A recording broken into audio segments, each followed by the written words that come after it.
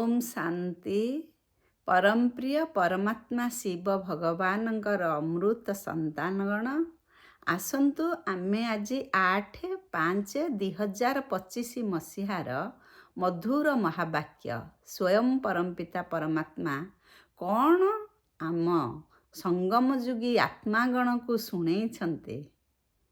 ମନ ସ୍ଥିର କରି ଶୁଣିବା। ସ୍ୱୟଂ ପରମପିତା ପରମାତ୍ମା ପ୍ରାୟ ଏବେ କେବଳ ଜ୍ଞାନ ଓ ଯୋଗ ଏଇ ଦୁଇଟି ଉପରେ ଯଥେଷ୍ଟ ଗୁରୁତ୍ୱ ଦେଉଛନ୍ତି। ଜ୍ଞାନ ବଳରେ ଆମେ ବାବାଙ୍କୁ ଚିହ୍ନିଲେ, ସତ୍ ମାର୍ଗ କ'ଣ ଜାଣିଲେ, ପ୍ରାପ୍ତି କ'ଣ ଜାଣିଲେ, ଜ୍ଞାନ ବଳରେ ଆମେ ସବୁ ବୁଝିପାରିଲେ। କିନ୍ତୁ ଯୋଗ ନ କଲେ ଯେତେ ଜ୍ଞାନ ଜାଣିଥିଲେ ବି ପ୍ରାପ୍ତି କିଛି ହେବ ନାହିଁ। ଯୋଗ ହେଉଛି ଗୋଟିଏ ସାଧୁ ସନ୍ନ୍ୟାସୀଙ୍କର ଶବ୍ଦ। ବାବା କହୁଛନ୍ତି ଯେ ଯୋଗ ଯେହେତୁ ସାଧୁମାନଙ୍କର ଶବ୍ଦ, ସନ୍ନ୍ୟାସୀମାନଙ୍କର ଶବ୍ଦ ତୁମକୁ ହୁଏତ ବଡ଼ କଷ୍ଟ ଲାଗୁଥିବ, ମୋତେ ୟାଦ କର, ସ୍ମୃତିରେ ରଖ, ମନେ ମନେ ମୋତେ ସବୁବେଳେ ମନେ ପକାଅ। ସେଥିପାଇଁ ବାବା ବାର ବାର କହୁଛନ୍ତି ମାମେକମ୍ ୟାଦ କରୋ। ଆଜି କେତେ ପ୍ରକାରର ପ୍ରେରଣା ଦେଇଛନ୍ତି। ପ୍ରଥମେ ଆତ୍ମା ଲେସନକୁ ପକ୍କା କରିବାକୁ କହିଛନ୍ତି। ଦେହି ଅଭିମାନୀ ହୋଇ ଆମେ ବାବାଙ୍କୁ ମନେ ପକେଇଲେ ସବୁ ସମ୍ପତ୍ତିର ଅଧିକାରୀ ହେବା, ସବୁ ଜ୍ଞାନ ଆମେ ଜାଣିପାରିବା, ବୁଝିପାରିବା। ତେଣୁ ପ୍ରଥମେ ଆମର ସ୍ଥିତି ହେବ ଦେହି ଅଭିମାନୀ ସ୍ଥିତି। ଯୋଗ ବଳ ଆଉ ଜ୍ଞାନ ବଳ ଦୁଇଟି ଯାକ ଜମା କରିବା ଜରୁରୀ। ଜ୍ଞାନ ନହେଲେ ତ ଆମେ ଯୋଗ କରିପାରିବାନି। ବାବାଙ୍କୁ ନ ଚିହ୍ନିଲେ, ନ ଜାଣିଲେ ଆମର ପ୍ରାପ୍ତି କ'ଣ ଏ ବିଷୟରେ ଆମେ ନିଶ୍ଚୟ ବୁଦ୍ଧି ନ ରହିଲେ ଯୋଗ କ'ଣ କରିବା? ଯାହାଠାରୁ ପାଇବାର ଅଛି ତାଙ୍କୁ ତ ପ୍ରଥମେ ଜାଣିବା ଦରକାର ନା। ସେ ଆମକୁ ଜାଣିବେ, ଆମେ ତାଙ୍କୁ ଜାଣିବା, ତାପରେ ମିଳିବ। ସେଥିପାଇଁ ସେ ହେଲେ ଆତ୍ମାର ପିତା ପରମାତ୍ମା, ଆମେ ହେଲେ ଆତ୍ମା। ସେଇ ଆତ୍ମା ହିସାବରେ ପରମାତ୍ମାଙ୍କୁ ଡାକିଲେ ମାନେ ପୁତ୍ର ଯାହା ଯେଉଁ ରୂପରେ ଆଉ ପିତା ଯାହା ଯେମିତିଆ, ସେ ସମାନ ଭାବରେ ଜାଣିଲେ ସିନା ପାଇବା। ତେଣୁ ନିଜକୁ ଆତ୍ମା ଭାବିବା, ପରମପିତା ପରମାତ୍ମାଙ୍କୁ ବି ନିରାକାର ଜ୍ୟୋତିର୍ବିନ୍ଦୁ ବୋଲି ଭାବି ଜାଣି ଯୋଗ ଲଗେଇବା। ଆମେ ତ କେବେ ସ୍ୱପ୍ନରେ ବି ଭାବିନଥିଲେ ଏଇ କଥା ଯେ ପରମପିତା ପରମାତ୍ମା ସ୍ୱୟଂ ସୃଷ୍ଟିର ରଚୟିତା, ଏତେ ବେହଦ ସମ୍ପତ୍ତିର ଅଧିକାରୀ। ସେ ସବୁ ଆମକୁ ଦେଇ ଆମେ ବର୍ତ୍ତମାନ ପୁରା ରାବଣ ଅଧୀନରେ ବିକୃତ କର୍ମ କରି ବିକାରଗ୍ରସ୍ତ ହୋଇ ସବୁ ହରେଇ ଦେଇ ବସିଛେ। ଭିକାରୀରୁ ପୁରା ପ୍ରିନ୍ସ କରିବେ, ଏକଥା ତ ଆମେ କେବେ ହେଲେ ଭାବିନଥିଲେ। ସେ ଜ୍ଞାନ ଦେବେ, ଏତେ କଥା ଆମକୁ ବୁଝେଇବେ।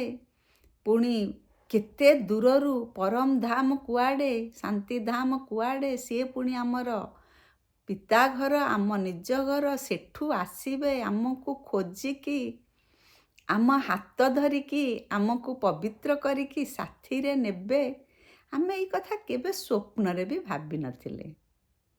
କିନ୍ତୁ ସ୍ୱପ୍ନ ବି ସତ୍ୟ ହୁଏ ଯେଉଁ କହନ୍ତି, ସେଇଭଳି ଏବେ ପ୍ରକୃତରେ ଆମ ଜୀବନରେ ଏ ସତ୍ୟ ଘଟଣା ଘଟି ଚାଲିଛି। ବାବା କହିଲେ ଯେ ଏଇ ଯୋଗ ବଳରେ ସେ କ'ଣ କି ଯୋଗ ଶିଖଉଛନ୍ତି? ସେ ରାଜଯୋଗ ଶିଖଉଛନ୍ତି। ରାଜଯୋଗ ବଳରେ ରାଜ୍ୟ ପାଇବା, ବିଶ୍ୱ ମାଲିକ ହେବା। ତେଣୁ ଇଏ ରାଜଯୋଗ ବି ଗୋଟେ, ତାର ରାଜ ଅର୍ଥ ରହସ୍ୟ, ରହସ୍ୟମୟ କଥା ବାବା କହିଲେ, ଯାହାକି ଶାସ୍ତ୍ର ପୁରାଣ ଇତ୍ୟାଦିରେ ନାହିଁ, କି ସାଧୁ ସନ୍ନ୍ୟାସୀ ସ୍ୱୟଂ ପରମପିତା ପରମାତ୍ମାଙ୍କ ବ୍ୟତୀତ ଏକଥା କେହି ଜାଣିନାହାନ୍ତି। ସେଇ ରହସ୍ୟମୟ କଥା ଶିଖେଇଲେ, ରାଜଯୋଗ ଶିଖେଇ ରାଜ୍ୟ ଭାଗ୍ୟ ଦେବେ। ଏଇ ଭାବନାରେ ଆମେ ଏଇ ପାଠ ପଢ଼ୁଛେ। ଯିଏ ବି ବସିଛନ୍ତି, ସନ୍ଦେଲି ଉପରେ ବସିଛନ୍ତି, ତା ଅର୍ଥ ଯେଉଁ ଇନଷ୍ଟିଚ୍ୟୁସନ୍ ହେଉ ବା ଗୀତା ପାଠଶାଳା ହେଉ, ସେଠାରେ ଯିଏ ଅଛନ୍ତି, ଯେଉଁ ଚୌକି ଉପରେ ବସୁଛନ୍ତି, ଯେଉଁଠି ବସିକି ପାଠ ପଢ଼ଉଛନ୍ତି, ତାଙ୍କୁ ସମସ୍ତେ ଶିକ୍ଷକ ବୋଲି ମାନୁଛନ୍ତି, ତାଙ୍କ ଶ୍ରୀମୁଖରୁ ଭଗବାନଙ୍କର ବାଣୀ ଶୁଣୁଛନ୍ତି, ସିଏ ଯେତେବେଳେ ଯୋଗ କରଉଛନ୍ତି ଭାଇ ଭଉଣୀମାନଙ୍କୁ, ସେ ନିଜେ ପ୍ରଥମେ ଦେହୀ ଅଭିମାନୀ ଅବସ୍ଥାରେ ରହିବା ଦରକାର। ଯିଏ ଯୋଗ କରଉଛନ୍ତି, ଯୋଗ ଶିଖଉଛନ୍ତି, ସିଏ ଯଦି ଦେହୀ ଅଭିମାନୀ ଅବସ୍ଥାରେ ନ ରହିବେ, ତାହେଲେ ତାଙ୍କର ପ୍ରକମ୍ପନ କାହା ପାଖରେ ପହଞ୍ଚି ପାରିବ ନାହିଁ, ଏ କାର୍ଯ୍ୟକ୍ରମ ଫଳବତୀ ହୋଇପାରିବ ନାହିଁ। ତେଣୁ ସମ୍ମୁଖରେ ବସି ଯିଏ ଯୋଗ ଶିଖଉଛନ୍ତି, ସେଇ ଭଉଣୀମାନେ ପୁରା ଦେହୀ ଅଭିମାନୀ ସ୍ଥିତିରେ ରହି ଯୋଗ ଶିଖେଇବା ପାଇଁ ବାବା କହିଛନ୍ତି। ବାବା କହୁଛନ୍ତି ଯେ ନିର୍ବାଣ ଧାମରେ ଆମେ ସମସ୍ତେ ଥିଲେ। ଶାନ୍ତି ଧାମ ଯିଏ, ପରମ ଧାମ ସିଏ, ମୋକ୍ଷ ଧାମ ସିଏ, ମୁକ୍ତି ଧାମ ସିଏ, ନିର୍ବାଣ ଧାମ ସିଏ। ସେଇ ଗୋଟିଏ ଜାଗାର ବିଭିନ୍ନ ନାମକରଣ। ସେଇଠୁ ଆମେ କେବେ ଗଲେ କେତେବେଳେ, ଆସିଲେ କେତେବେଳେ, ପ୍ରଥମରେ କିଏ ଆସେ ଏଇ ପୃଥିବୀକୁ, ଇଏ ସବୁ କଥା ଆମେ ଭୁଲି ଯାଇଛେ। ଶାସ୍ତ୍ରକୁ ବି ବର୍ତ୍ତମାନ ଆମେ ଭୁଲିଯିବା, କାରଣ ଶାସ୍ତ୍ରରେ ବହୁତ ଗୁଡ଼ାଏ ଦନ୍ତ କଥା, ମନ ଇଚ୍ଛା କଥା ପୂରେଇ ଆମମାନଙ୍କୁ ଦିଗ୍ଭ୍ରଷ୍ଟ କରିଦେଇଛି। ସ୍ୱୟଂ ପରମପିତା ପରମାତ୍ମା ଆସିଛନ୍ତି ସୃଷ୍ଟି ରଚୟିତା। ସେ ସତ୍ୟ ସନାତନ, ସତ୍ୟ ଶିବ ସୁନ୍ଦର, ସବୁ ରାସ୍ତା ସେ ଠିକ୍ ଜାଣିଛନ୍ତି। ଗଡ୍ ଇଜ୍ ଟ୍ରୁଥ୍। ତେଣୁ ଆମେ ତାଙ୍କରି ମାର୍ଗଦର୍ଶନରେ ଆଗକୁ ଯିବା। ବାବା କହୁଛନ୍ତି କି ସନ୍ନ୍ୟାସୀର ଅକ୍ଷର ହେଲା ଯୋଗ, ବାବାଙ୍କ ଅକ୍ଷର ହେଲା ୟାଦ, ସ୍ମୃତି। ତେଣୁ ଯୋଗ ଗୋଟେ ବଡ଼ ଜିନିଷ ବୋଲି ଆମେ ଭାବିବା ନାହିଁ, କେବଳ ଭଗବାନଙ୍କୁ ମନେ ପକେଇବା। ଗାନ୍ଧୀଜୀ ସ୍ୱପ୍ନ ଦେଖିଥିଲେ ରାମ ରାଜ୍ୟ ପ୍ରତିଷ୍ଠା କରିବା ପାଇଁ। ଆମେ ଶୁଣିଛେ ରାମ ରାଜ୍ୟ ସ୍ଥାପନ ପାଇଁ ଗାନ୍ଧୀଜୀ ସ୍ୱପ୍ନ ଦେଖିଥିଲେ, ଅନେକ ଚେଷ୍ଟା ବି କରିଥିଲେ। କିନ୍ତୁ ବାବା କହୁଛନ୍ତି ଯେ ରାମ ରାଜ୍ୟ କ'ଣ, ରାବଣ ରାଜ୍ୟ କ'ଣ, ତା ଭିତରେ ଫରକ ତ ଜାଣିନାହାନ୍ତି। ତେଣୁ ରାମ ରାଜ୍ୟର ସ୍ୱପ୍ନ ସେ ଦେଖିଥିଲେ। ପ୍ରକୃତରେ ସତ୍ୟ ତ୍ରେତୟା ଯୁଗ ହେଉଛି ରାମ ରାଜ୍ୟ, ଦ୍ୱାପର କଳି ହେଉଛି ରାବଣ ରାଜ୍ୟ। ଯେମିତି ଅନେକ ସାଧୁ ସନ୍ଥ ଧର୍ମାତ୍ମା ଆସି ନିଜର ଧର୍ମ ପ୍ରଚାର କରିଥିଲେ, ସେମାନେ ଯେମିତି ଏଇ ଭ୍ରଷ୍ଟ ଦୁନିଆକୁ ଶିଷ୍ଟ କରିବା ପାଇଁ ବା ଭଲ କରିବା ପାଇଁ ଚେଷ୍ଟା ଜାରି ରଖିଥିଲେ, ସେହିପରି ଗାନ୍ଧୀଜୀ ମହାତ୍ମା ହିସାବରେ ସିଏ ବି ଏଇ ସଂସାରରେ, ଭ୍ରଷ୍ଟ ସଂସାରରେ ସେ ଶ୍ରେଷ୍ଠ କରିବା ପାଇଁ ଚେଷ୍ଟା କରିଛନ୍ତି। ସେ ରାମ ରାଜ୍ୟ ପ୍ରତିଷ୍ଠା କରିବାର ସ୍ୱପ୍ନ ଦେଖିଥିଲେ, ଚେଷ୍ଟା କରିଥିଲେ। ତାଙ୍କୁ ବହୁତ ବହୁତ ଧନ୍ୟବାଦ ବାବା ଦେଉଛନ୍ତି। କିନ୍ତୁ ରାମ ରାଜ୍ୟ ଆଉ ରାବଣ ରାଜ୍ୟ ଭିତରେ ପ୍ରଭେଦ ଆମେମାନେ ଜାଣିବା। ବାବା କହୁଛନ୍ତି ଯେ ଏବେ ତ ଆଉ ରାଜା ନାହାନ୍ତି ନା। ଆଗେ ସତ୍ୟ ଯୁଗରେ ରାଜା ରାଣୀ ପ୍ରଥା ଥିଲା, ଦ୍ୱାପର ଯୁଗରେ, ତ୍ରେତୟା ଯୁଗରେ ବି ଥିଲା, ଦ୍ୱାପର ଯୁଗରେ ବି କିଛି ସମୟ ଥିଲା। କିନ୍ତୁ ସତ୍ୟ ତ୍ରେତୟା ଯୁଗରେ ଦ୍ୱିମୁକୁଟଧାରୀ ଥିଲେ, ମାନେ ସେମାନେ ସ୍ୱର୍ଣ୍ଣ ଖଚିତ, ହୀରା ନୀଳା ଖଚିତ ମୁକୁଟ ଧାରଣ କରିଥିଲେ, ତା ସହିତ ପବିତ୍ରତାର ତାଜ ଧାରଣ କରିଥିଲେ। ସେମାନେ ପବିତ୍ର ଥିଲେ। କିନ୍ତୁ ଦ୍ୱାପର ଯୁଗକୁ ଆଉ ପବିତ୍ର ରହିଲେନି, ଅପବିତ୍ର ହେଇଗଲେ। କେବଳ ଗୋଟିଏ ମୁକୁଟ, ଏଇ ସ୍ୱର୍ଣ୍ଣ ଖଚିତ ମୁକୁଟ ଧାରଣ କଲେ। ବର୍ତ୍ତମାନ ଆଉ କୌଣସି ରାଜା ନାହାନ୍ତି। ବର୍ତ୍ତମାନ ପ୍ରଜାଙ୍କର ପ୍ରଜା। ସେଇଥିପାଇଁ କୁହାଯାଏ by the people, of the people, for the people. ଯେଉଁ ଆମର ରାଜ୍ୟ ଶାସନ ଚାଲିଛି, ମନ୍ତ୍ରୀମାନେ ସେଇଭଳି ଆସନରେ ଅଛନ୍ତି। ସେତେବେଳେ ଯଥା ରାଜା ରାଣୀ ତଥା ପ୍ରଜା। ଯେହେତୁ ରାଜା ଥିଲେ ପୁରା ସତ୍ୟବାନ, ସିଏ ପୁରା ସତୋପ୍ରଧାନ ଆତ୍ମା, ସତ୍ୟକୁ ସେ ନିଜର ସାଥୀ କରିଥିଲେ। ତେଣୁ ପ୍ରଜାମାନେ ବି ସେଇ ସତ୍ୟ ପଥରେ ଚାଲୁଥିଲେ, ପ୍ରଜାମାନେ ବି ସତୋପ୍ରଧାନ ଥିଲେ। କିନ୍ତୁ ବର୍ତ୍ତମାନର ଯେଉଁମାନେ ଅଛନ୍ତି ଶାସନ ଗାଦିରେ, ସେ ନିଜେ ଅପବିତ୍ର, ସେ ନିଜେ ବିକୃତ କର୍ମ କରୁଛନ୍ତି। ଆଉ ଯେମିତି ରାଜା ସେମିତି ପ୍ରଜା ଯେମିତି କୁହାଯାଏ, ସେମିତି ଏ ସମାଜ ଦିଗ୍ଭ୍ରଷ୍ଟ ପଥଭ୍ରଷ୍ଟ ହେଇଯାଇଛି। ବାବା ସେଥିପାଇଁ କହୁଛନ୍ତି ସତ୍ୟ ଯୁଗରେ ଅଦ୍ୱୈତ ରାଜ୍ୟ, ମାନେ ଏକ, ଦୁଇ ନୁହେଁ, ଦୈତ୍ୟ ନୁହେଁ, ଦୁଇକୁ ଦ୍ୱୈତ କୁହାଗଲା, ଏକ ଅଦ୍ୱୈତ ରାଜ୍ୟ। ଏଇ ଅଦ୍ୱୈତ ରାଜ୍ୟ ଯେତେବେଳେ ଦୈତ୍ୟ ହେଇଗଲା, ମାନେ ତାଙ୍କ ଭିତରେ ତାଳି ବାଜିଲା, ଦୁଇ ହାତ ହେଲେ ତାଳି ବାଜୁଛି, ଜଣେ ଯଦି ରହିଲା ତାଳି କାହିଁ, ତାଳି ନାହିଁ। ଦୁଇ ପ୍ରକାରର କଥା, ଯେମିତି ଏବେ କେତେ ପ୍ରକାରର ଆମେ ଦେଖୁଛେ ରାଜନୈତିକ ଦଳ ଦଳ ଭିତରେ ଗଣ୍ଡଗୋଳ, କିଏ ରାଜପଦ ବା କିଏ ପ୍ରଜାଙ୍କ ପ୍ରଜା ହେବ, କିଏ ମନ୍ତ୍ରୀ ପଦ ଆରୋହଣ କରିବ ପାଇବ, ସେଥିପାଇଁ ଯେମିତି ଲାଗିଛି ତାମସା, ତାଳି ବାଜୁଛି। ସେମିତି ଏ ଦ୍ୱାପର ଯୁଗରୁ ଆସିଗଲା ତାଳି ବଜା ସିଷ୍ଟମ, ଅଦ୍ୱୈତଟା ଦ୍ୱୈତ୍ୟରେ ହେଇଗଲା। ଯେତେବେଳେ ଦୁଇ ଆସିଗଲେ ଦୈତ୍ୟ ଶାସନ, ଦୈତ୍ୟ ସୃଷ୍ଟି ହେଲେ, ଦୈତ୍ୟମାନେ ହେଲେ ଅସୁର। ଆସ୍ତେ ଆସ୍ତେ ମଣିଷ ଅସୁର ପ୍ରବୃତ୍ତି ଧାରଣ କଲା, ଅସୁର ଗୁଣକୁ ଗ୍ରହଣ କଲା। ବାବା ସେଇ କଥା କହିଦେଲେ। ଦେବାଦେବୀ ମାନେ ରାଜଯୋଗ ଭୁଲିଗଲେ, ଯେହେତୁ ରାଜା ଶାସନ ଆସ୍ତେ ଆସ୍ତେ ସରିଗଲା। ଦେବାଦେବୀ ମାନେ ସେଇ ଆତ୍ମା ମାନେ ରାଜଯୋଗ କ'ଣ ବି ଭୁଲିଗଲେ। ଏବେ ତ ରାଜା ନାହାନ୍ତି, ପ୍ରଜାଙ୍କର ପ୍ରଜା ରାଜା ପରି ଆମକୁ ଶାସନ କରୁଛନ୍ତି, ବା ଆମେ ନିଜେ ନିଜର ଶାସନ କରୁଛେ, ନିଜେ ନିଜକୁ ଶାସନ କରୁଛେ, ଆମେ ସ୍ୱାଧୀନ ହେଇଯାଇଛେ।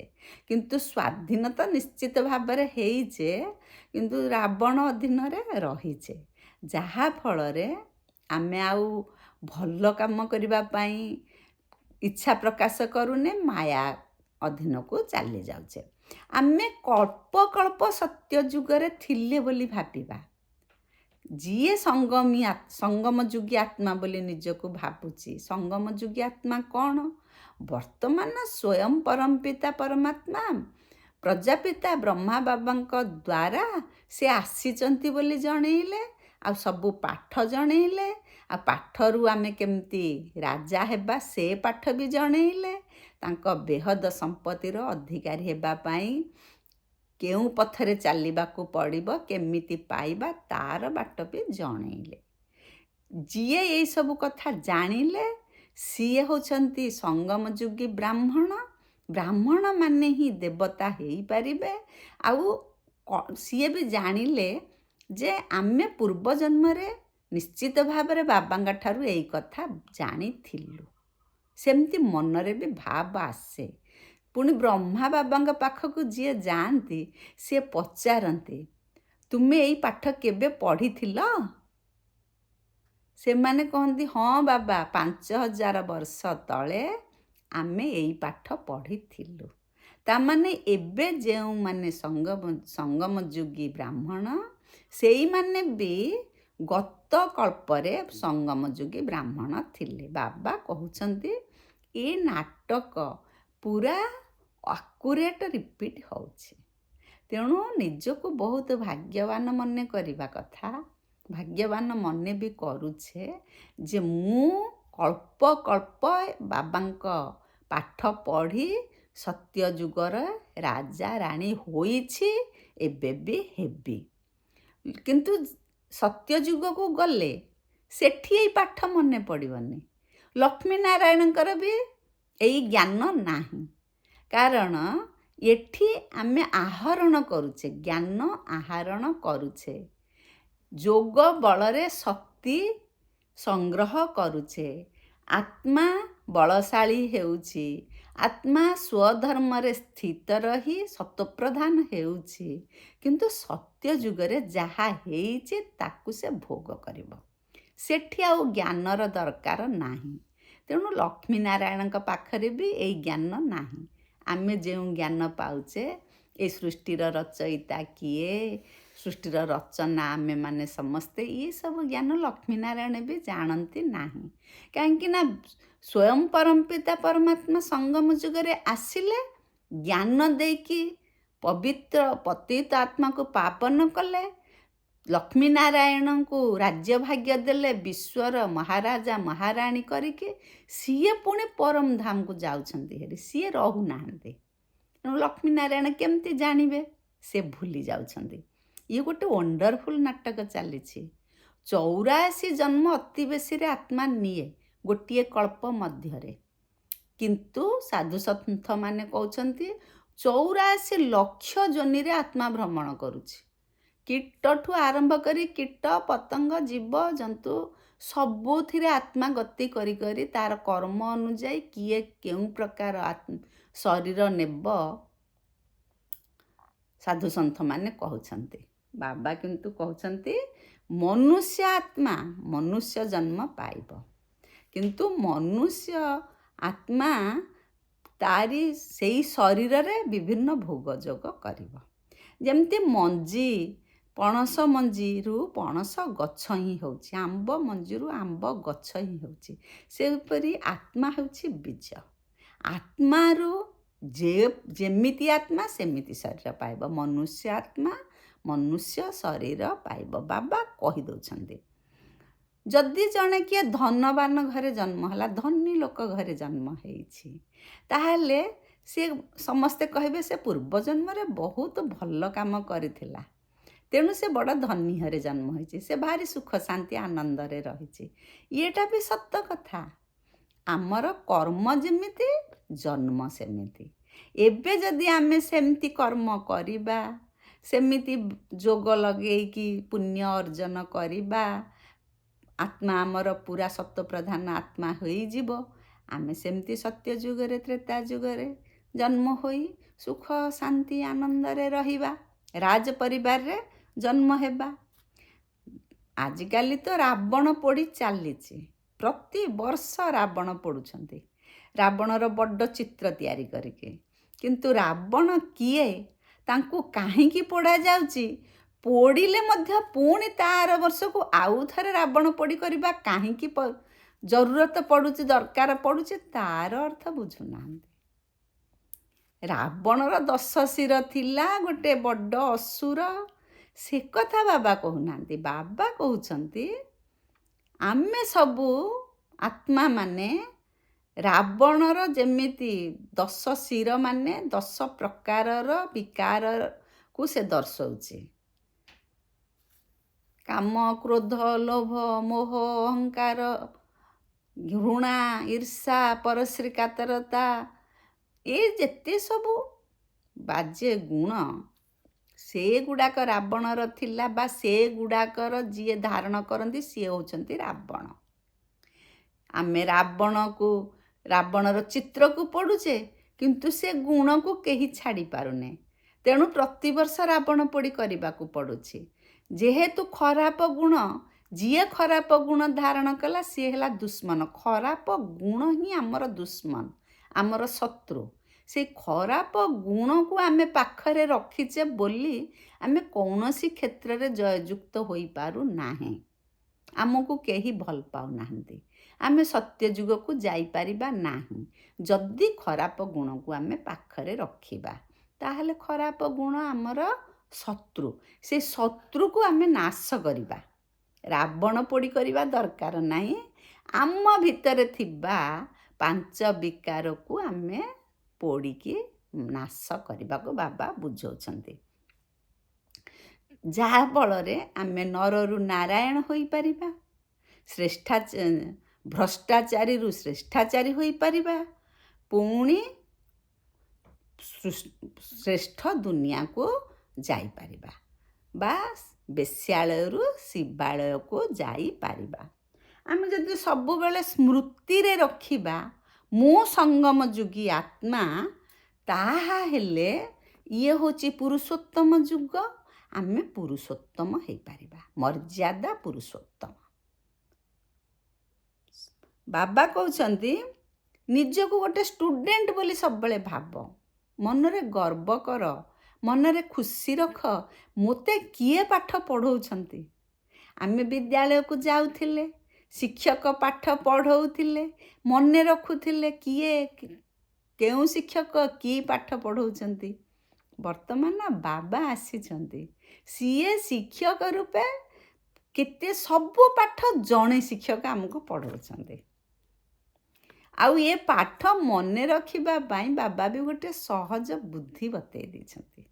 ସବେରେ ମାନେ ବ୍ରାହ୍ମ ମୁହୂର୍ତ୍ତରେ ପ୍ରତିଦିନ ଉଠିକି ପରିବେଶ ଶାନ୍ତ, ମନ ଶାନ୍ତ, ସବୁଆଡ଼ୁ ମନକୁ ହଟେଇକି ବାବାଙ୍କୁ ମନେ ପକେଇବା, ବାବାଙ୍କ ସହିତ କଥାବାର୍ତ୍ତା ହେବା, ବାବା କି ପାଠ ପଢ଼େଇଛନ୍ତି ତାକୁ ରିଭିଜନ୍ କରିବା, ତାକୁ ପୁନରାବୃତ୍ତି କରିବା, ବାବାଙ୍କ ସହିତ କ'ଣ ଠିକ୍ କରିଛେ ଭୁଲ କରିଛେ, କେଉଁ ବାଟ ବତେଇଛନ୍ତି ସେଇ ବାଟରେ ଆମେ ଠିକ୍ରେ ଯାଇଛେ କି ନ ଯାଇଛେ ସେ କଥା ବି ବାବାଙ୍କୁ ଜଣେଇବା।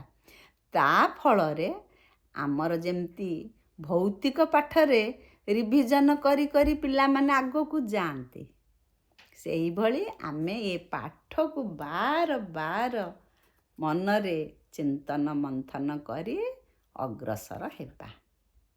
ବାବା କହୁଛନ୍ତି ସାଧାରଣ ଲୋକ ରଚୟିତା କିଏ, ରଚନା କିଏ ଜାଣିନାହାନ୍ତି। ସାଧୁ ସନ୍ଥ ବି ପରମାତ୍ମା କିଏ ଜାଣିନାହାନ୍ତି। ତେଣୁ ଭଗବାନଙ୍କ ପ୍ରେମରେ ରହି, ଭଗବାନଙ୍କୁ ପ୍ରେମ କରି, ସ୍ନେହ କରି, ନିଜର କରି, ସାମ୍ନାରେ ବସି ଆମେ ଯେମିତି କଥାବାର୍ତ୍ତା ହେଇପାରୁଛେ, ସାଧୁ ସନ୍ଥମାନେ ବି ସେମିତି କଥାବାର୍ତ୍ତା ହେଇପାରୁନାହାନ୍ତି। କାରଣ ତାଙ୍କର ପ୍ରତ୍ୟକ୍ଷ ପରିଚୟ ନାହିଁ। ସେ ଶାସ୍ତ୍ରକୁ ମାନିଛନ୍ତି, କିନ୍ତୁ ପରମାତ୍ମା ସ୍ୱୟଂ ଆସିଛନ୍ତି ସେ କଥାକୁ ମାନି ନାହାନ୍ତି। ସ୍ୱର୍ଣ୍ଣମହଲରେ ଆମେ ରହିବା, ଏ କଥା ବାବା ଆମକୁ କହିଦେଲେ, କିନ୍ତୁ ଆମେ ଯେଉଁ ଲୌକିକ ପାଠ ପଢ଼ୁଛେ, କିଏ ଓକିଲ ହେବ, କିଏ ଡାକ୍ତର ହେବ, କିଏ କ'ଣ ହେବ, ଯେତେ ପାଠ ପଢ଼ିଲେ ବି କେହି କ'ଣ ସ୍ୱର୍ଣ୍ଣମହଲ କରିକି ରହିପାରିବେ? ତେଣୁ ଭାବନ୍ତୁ ଏ ପାଠର ମୂଲ୍ୟ କେତେ। ଏ ପାଠ ପଢ଼ିବା ପାଇଁ ବାବା କାହିଁକି ଆମକୁ ବାର ବାର ସ୍ମରଣ କରାଉଛନ୍ତି, ପ୍ରେରଣା ଦେଉଛନ୍ତି, ସେ କଥାର ମୂଲ୍ୟ ଆମେ ନିଜେ ବୁଝିବା। ସବୁ ପିତା ଚାହାନ୍ତି ମୋ ପୁଅ ଆଗକୁ ଯାଉ, ସବୁ ସମ୍ପତ୍ତିର ମାଲିକ ହୋଇ ମୋତେ ବି ପ୍ରତ୍ୟକ୍ଷତା କରୁ, ମାନେ ମୁଁ ସେଇଭଳିଆ ପୁତ୍ରର ପିତା ବୋଲି ଯେମିତି ସମସ୍ତେ ଜାଣିବେ, ସେଇ କଥା ବାବା ବାର ବାର ଆମକୁ କହିଦେଉଛନ୍ତି।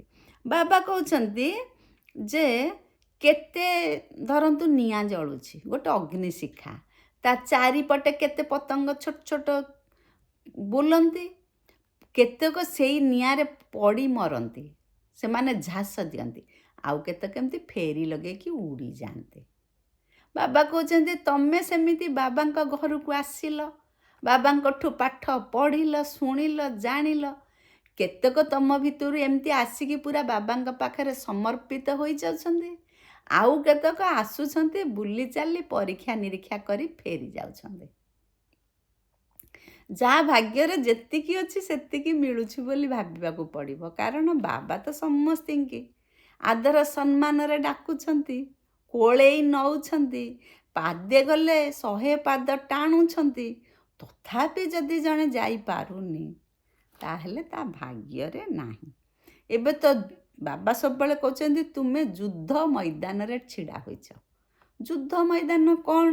ଆମେ କ'ଣ ଯୁଦ୍ଧ କରୁଛେ କି?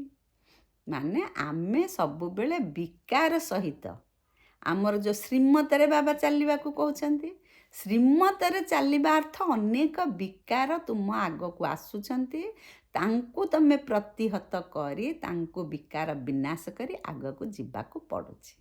ତେଣୁ ଇଏ ଯୁଦ୍ଧ ମଇଦାନକୁ ଅତିକ୍ରମ କରିବା ପାଇଁ, ଏ ମାୟା ଯୁଦ୍ଧରେ ଜିତିବା ପାଇଁ, ଜଗତ ଜିତି ହେବା ପାଇଁ ମାୟାକୁ ଆମେ ଅଣଦେଖା କରି ଓଭରକମ୍ କରିବା, ତାକୁ ହଟେଇବା, ମନରୁ ଆଖି ସାମ୍ନାରୁ ସବୁ ହଟେଇବା। ସେତେବେଳ ଯୁଗରେ ଯେତେବେଳେ ନୂଆ ନୂଆ ବାବା, ବ୍ରହ୍ମା ବାବା ସମର୍ପିତ ହୋଇ ଗୋଟିଏ ଓମ୍ ମଣ୍ଡଳୀ ଗଠନ କଲେ, ସେତେବେଳେ ବାବାଙ୍କୁ ତ କେହି ଚିହ୍ନି ନଥିଲେ, ଏବେ ବହୁତ ଲୋକ ଜାଣିଗଲେଣି। ପିଲାମାନଙ୍କୁ ଅନେକ ଆତ୍ମା ବା ଅନେକ ପିଲା ଆସି ଏଇ ଓମ୍ ମଣ୍ଡଳୀରେ ଯୋଗ ଦେଲେ। ସେମାନେ ଆସିକି ଯୋଗ ଦେବେ, ଲୁଚିକି ଘରୁ ଦରକାର ପଡ଼ିଲେ ଲୁଚିକି ଆସିବେ, କିଏ କିଏ ବାପା ମାଆଙ୍କୁ ଜଣେଇକି ଆସିବେ। ସେମାନେ ଥିବେ ଓମ୍ ମଣ୍ଡଳୀରେ, ତାଙ୍କ ପିତା ମାତା ଆସି ଗଣ୍ଡଗୋଳ କରି ତାଙ୍କୁ ଟାଣି ଭିଡ଼ି ନେବାକୁ ଚେଷ୍ଟା କରିବେ। ମାନେ ବାବା କହିଛନ୍ତି ଝିଅକୁ ପ୍ରକୃତରେ 18 ବର୍ଷ ହୋଇଥିବ, ବାବା କହିବେ, ତାଙ୍କ ଲୌକିକ ପିତା କହିବେ ତାକୁ 16 ବର୍ଷ ହେଇଛି। ମାନେ ମିଛ ଖଚ କହିକି ଝିଅକୁ ସେଇଥିରୁ ହଟେଇ ଦେବାକୁ ଚେଷ୍ଟା କରନ୍ତି। ବାବା ସେଥିପାଇଁ ଗୋଟିଏ ନିୟମ କରିଥିଲେ, ଯିଏ ସବୁ ଆସୁଛ ନିଜ ପିତାମାତାଙ୍କ ଠାରୁ, ଲୌକିକ ପିତାମାତାଙ୍କ ଠାରୁ ଚିଠି ନେଇକି ଆସ। ସେମାନେ ତୁମକୁ ଏ ଓମ୍ ମଣ୍ଡଳୀରେ ଛାଡ଼ିବା ପାଇଁ ପ୍ରସ୍ତୁତ ଅଛନ୍ତି, ଏଇ କଥା ଲେଖିକି ଆଣ। ତା ସହିତ ତାଙ୍କର ବି ମ୍ୟାନର୍ସ ଦେଖାଯାଉଥିଲା, ବ୍ୟବହାର କେମିତିଆ।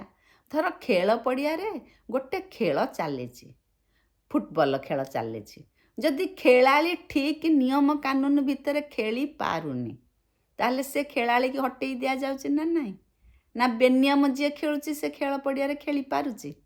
ସେଇଭଳି ବାବାଙ୍କର ଯାହା ନିୟମ କାନୁନ, ଯେଉଁ ଆଚାର ବିଚାର ବ୍ୟବହାର, ସେଗୁଡ଼ିକୁ ଯେଉଁ ଆତ୍ମାମାନେ ଗ୍ରହଣ କରିପାରୁଥିଲେ ସେମାନେ ରହିଲେ, ଯିଏ ଗ୍ରହଣ କରିପାରିଲେନି ସିଏ ଚାଲିଲେ। ସେହିପରି ବର୍ତ୍ତମାନ ବି ସେଇ ନିୟମ କଡ଼ାକଡ଼ି ଭାବେ ପାଳନ କରାଯାଉଛି। ବାବା କହୁଛନ୍ତି ବ୍ରହ୍ମାଙ୍କର ଅଧା କଳ୍ପ ହେଉଛି ଦିନ, ଅଧା କଳ୍ପ ହେଉଛି ରାତି। ବ୍ରହ୍ମାଙ୍କର ଅଧା କଳ୍ପ ଦିନ ଅର୍ଥ ସତ୍ୟ ତ୍ରେତେୟା, ଏଇ ଦୁଇଟି ଯୁଗ ହେଲା ଦିନ। ଦିନରେ ଆମେ ଆଲୋକ ଦେଖୁଛେ, ଚଳିବାକୁ ସୁବିଧା ହେଉଛି, ଆମକୁ କିଛି ଅସୁବିଧାକୁ ସମ୍ମୁଖୀନ କରିବାକୁ ପଡ଼ୁନି। ସତ୍ୟ ତ୍ରେତେୟା ସେହିପରି ସୁଖ ଶାନ୍ତି ଆନନ୍ଦ, ହେଲ୍ଥ ୱେଲ୍ଥ ହାପିନେସ୍ ସବୁରେ ଭରପୁର। ସିଏ ହେଲା ବ୍ରହ୍ମାଙ୍କର ଦିନ, ଆଉ ଇଏ ହେଲା ବ୍ରହ୍ମାଙ୍କର ରାତି। କ'ଣ ଏଇ ଦ୍ୱାପର ଆଉ କଳି। ଆମ ଜୀବନରେ ବି ଆମର ବି ଦିନ ହେଲା ସତ୍ୟ ତ୍ରେତେୟା, ଆଉ ରାତି ହେଲା ଏଇ ଦ୍ୱାପର କଳି। କିନ୍ତୁ ବର୍ତ୍ତମାନ ଭୋର ସମୟ ଚାଲିଛି, ସଙ୍ଗମ ସମୟ ଚାଲିଛି, ପ୍ରକାଶ ଆସିବାର ସୂର୍ଯ୍ୟୋଦୟର ପୂର୍ବ ସମୟ। ଏବେ ଆମେ ନିଜକୁ ପ୍ରସ୍ତୁତ କରି ସେଠାକୁ ଯିବା। ବାବା ସେଇ କଥା କହିଦେଉଛନ୍ତି। ସୁଖଦାମରେ ତ ଭକ୍ତି ନାହିଁ।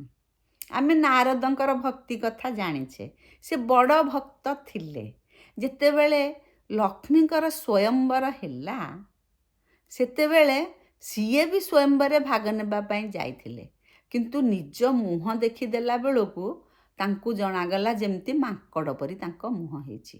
ମାନେ ସେ ଏତେ ବଡ଼ ଭକ୍ତ, କିନ୍ତୁ ତାଙ୍କ ମୁହଁ, ସେ ପୁରାଣ ଶାସ୍ତ୍ରରେ ଏଇଭଳି ଲେଖାଯାଏ, ମାୟାରେ ତାଙ୍କ ମୁହଁଟିକି ମାଙ୍କଡ଼ କରି ଦିଆଯାଇଛି। ପ୍ରକୃତରେ ବାବା ତାର ରହସ୍ୟ ବୁଝାଉଛନ୍ତି।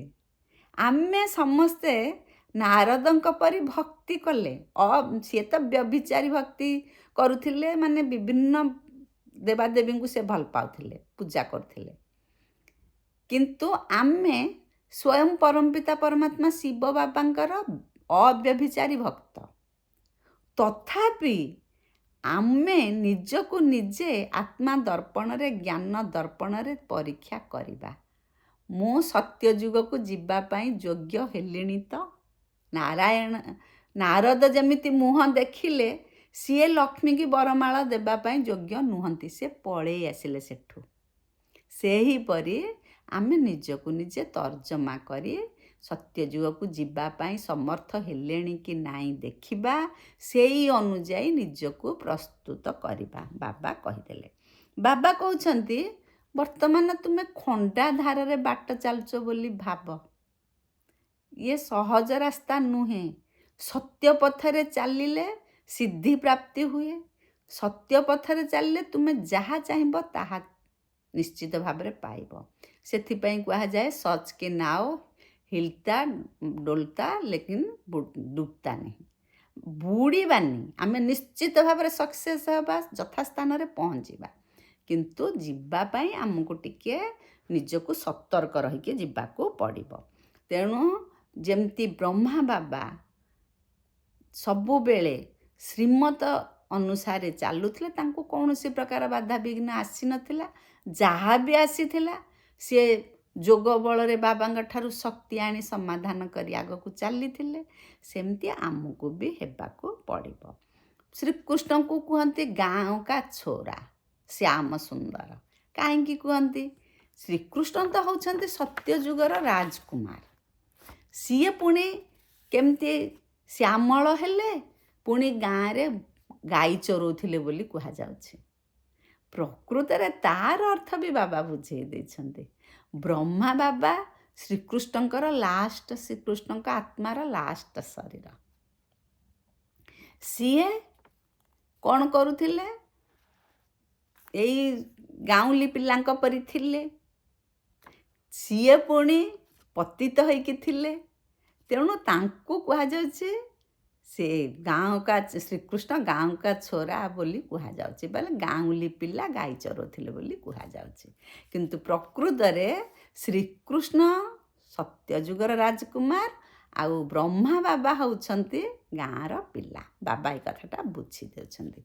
ଆମେ କେବେ ହେଲେ here no evil, C no evil, talk no evil, ବାବା ସବୁବେଳେ ଏଇ କଥା କହୁଛନ୍ତି।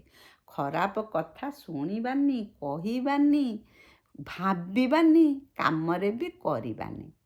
ବାବା କହୁଛନ୍ତି କନ୍ୟାମାନେ, ବାବା ତ କନ୍ୟାମାନଙ୍କୁ, ମାତାମାନଙ୍କୁ ବହୁତ ଭଲ ପାଉଛନ୍ତି। ତାଙ୍କ ଦ୍ୱାରା ହିଁ ସ୍ୱର୍ଗ ପ୍ରତିଷ୍ଠା ହେବ ବୋଲି ବାରମ୍ବାର କହୁଛନ୍ତି। ବାବା କହୁଛନ୍ତି କନ୍ୟାମାନେ ପ୍ରକୃତରେ କହିବା କଥା। ତାଙ୍କୁ ତ ଶାଦି କରେଇଲେ, ବାହା କରେଇଲେ, ବାପାଙ୍କର କିଛି ଯୌତୁକ ବାବଦକୁ ଦେବାକୁ ହେବ, ଭୋଜି ଭାତ ବାବଦକୁ ଦେବାକୁ ହେବ, ପଇସା ଖର୍ଚ୍ଚ ହେବ।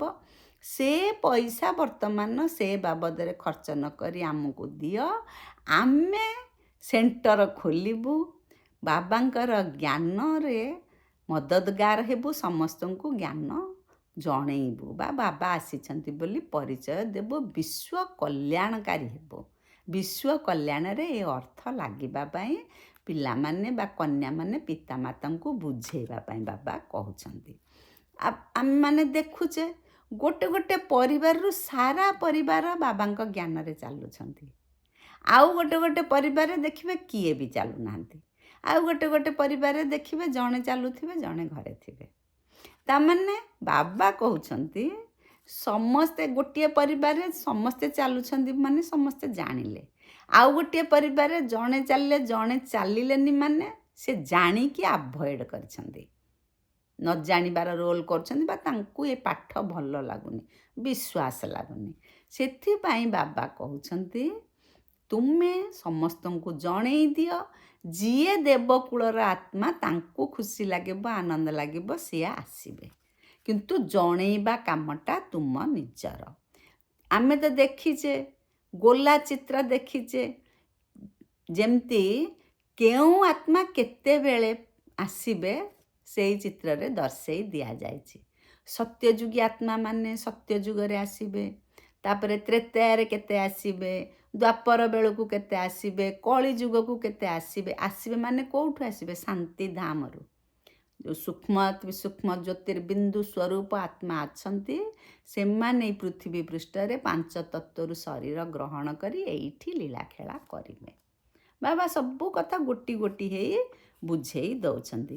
ତେଣୁ ଆମେ ନିଜେ ନିଜକୁ ଲକ୍ଷ୍ମୀ ନାରାୟଣ ରୂପରେ ଦେଖିବା, ନିଜକୁ ଲକ୍ଷ୍ମୀ ନାରାୟଣ ହେବା ପାଇଁ ଚେଷ୍ଟା କରିବା, ବାବାଙ୍କ ଶ୍ରୀମତକୁ ମାନିବା, ଖୁସିରେ ରହିବା ପାଇଁ ସବୁବେଳେ ବାବାଙ୍କୁ ସକାଳୁ ପ୍ରେମ ସେ ପ୍ୟାର ସେ ମନେ ପକାଇବା, ନିଜ କଥା ବାବାଙ୍କ ଆଗରେ ସବୁ କହିବା। ସଙ୍ଗମ ଯୁଗୀର ନଶା ଯେମିତି ରହିବୁ, ମୁଁ ସଙ୍ଗମ ଯୁଗୀ ଆତ୍ମା, ମୁଁ ବାବାଙ୍କ ପାଖକୁ ଆସିଛି, ବାବାଙ୍କ ଜ୍ଞାନ ଶୁଣୁଛି, ବାବାଙ୍କ ଦିଗ୍ଦର୍ଶନ ପାଇ ଯଥା ଲକ୍ଷ୍ୟସ୍ଥଳରେ ପହଞ୍ଚିବି, ସବୁବେଳେ ସେଇ ନଶାରେ ରହିବା, ସେଇ ଲଗନରେ ରହିବା, ଫେରି ଲଗେଇବା ନାହିଁ, ଫିଦା ହେବା। ମାନେ ଆସିକି ବାବାଙ୍କ ପାଖରେ ଚକ୍କର ଲଗେଇକି ଘରକୁ ଯାଇ ପୁଣି ଯେଉଁ ବାଟରେ ସେଇ ବାଟରେ ଚାଲିବା ନାହିଁ। ବାବାଙ୍କ ଉପରେ ପୁରା ସମର୍ପଣ ହୋଇଯିବା। ବାବା କହୁଛନ୍ତି ସର୍ବଗୁଣର ଅନୁଭବ ଦ୍ୱାରା ବାବାଙ୍କୁ ପ୍ରତ୍ୟକ୍ଷ କରିବା ବାଲା ଅନୁଭବୀ ମୂରତ ହୁଅ। ଅନୁଭବୀ ମୂର୍ତ୍ତ କ'ଣ? ସର୍ବଗୁଣ। ବାବା ଯେମିତି ସୁଖ, ଶାନ୍ତି, ଆନନ୍ଦ, ପ୍ରେମ, ବିଭିନ୍ନ ଗୁଣର ଅଧିକାରୀ। 36 ପ୍ରକାର ଗୁଣର ବର୍ଣ୍ଣନା କରାଯାଇଛି। ଆମେ ସେମିତି ସେଇ ସବୁ ଗୁଣ ଗୁଡ଼ିକୁ ଧାରଣ କରିବା। ଆନନ୍ଦ ଧାରଣ କଲେ ଆମେ ଆନନ୍ଦ ସାଗରରେ ଲହରୀ କରିବା। ଯେକୌଣସି ଗୁଣ ଯଦି ଆମେ ଧାରଣ କରିବା ସେଇଭଳିଆ ଫିଲିଙ୍ଗ ଆମର ଆସିବ। ଏମିତି ଫିଲିଙ୍ଗ ଆସିବ ଯେ ତୁମେ ନିଜେ ଖୁସିରେ ରହିବ, ତୁମ ପାଖକୁ ଯିଏ ଆସିବେ, ଯାହା ସହିତ ତୁମର ସମ୍ବନ୍ଧ ସମ୍ପର୍କ ରହିବ, ସେମାନଙ୍କୁ ବି ତୁମେ ଖୁସିରେ ରଖିପାରିବ। ସେ ତୁମ ସାଥିକି ଆସିଲା ମାନେ ସେ ଖୁସିର ଅନୁଭବ ନିଜେ ନିଜେ କରିବେ। ସେଥିପାଇଁ ବାବା କହୁଛନ୍ତି ଗୁଣ ମୂରତ ହୁଅ। ପୁଣି ବାବା କହୁଛନ୍ତି କାରଣକୁ ନିବାରଣରେ ପରିବର୍ତ୍ତନ କର। କୌଣସି ସମସ୍ୟାକୁ, ସବୁ ସମସ୍ୟାର ସମାଧାନ ଅଛି। ଏମିତି କୌଣସି ସମସ୍ୟା ନାହିଁ ଯାହାକି ବାବାଙ୍କ ଠାରୁ ଅଧିକ ବଳଶାଳୀ। ତେଣୁ ସବୁ ସମସ୍ୟାକୁ ବା କାରଣକୁ ନିବାରଣରେ ପରିବର୍ତ୍ତନ କରି ଅଶୁଭ କଥାକୁ ବି ଶୁଭ କଥାରେ ପରିବର୍ତ୍ତନ କର। ମାନେ ଆମର ଚିନ୍ତା ଶକ୍ତି ବା ଆମର ଭାବନା, ଧାରଣା, ଭାଇବ୍ରେସନ୍ ସବୁ ଶୁଭ ପ୍ରଦାୟକ ହଉ, ଅଶୁଭ କଥା ବି ଆପେ ଆପେ ଶୁଭ ହେଇଯିବ। ଓମ୍ ଶାନ୍ତି।